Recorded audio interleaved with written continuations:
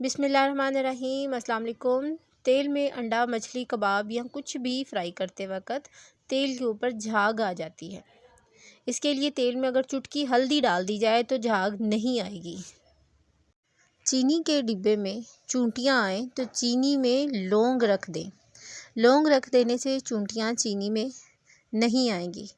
आलू की चिप्स को गोल्डन कलर करने के लिए घी में चुटकी भर नमक डाल दें तो कलर भी बहुत ज़बरदस्त गोल्डन सा होगा और जायका भी बहुत मज़े का होगा। गोभी में से सुंडियाँ निकालने के लिए गोभी को नमक और सिरके मिले पानी में रख दें, सुंडियाँ अलग हो जाएंगी।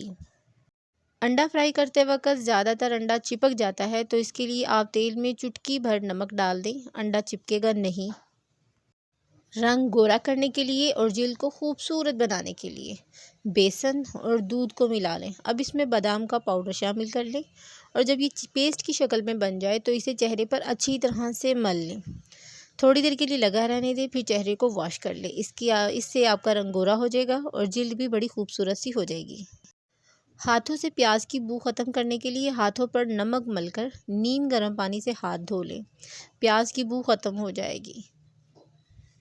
बरसात के मौसम में अक्सर चावल, दाल, बेसन वगैरह में चीज़ों में कीड़े और सुंडियाँ पैदा हो जाती हैं। अगर इनमें तेज़पात के चंद पत्ते रख दिए जाए तो कीड़ों से महफूज रहेंगे और इनमें कीड़े और सुंडियाँ पैदा नहीं होंगी।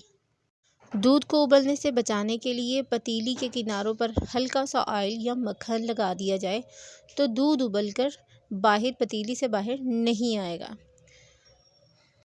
एक ये टोटका है और एक और टोटका है कि अगर दूध हम उबालते वक्त दूध के बर्तन में लकड़ी का चम्मच रख दिए तो भी दूध उबलकर बाहर नहीं आएगा।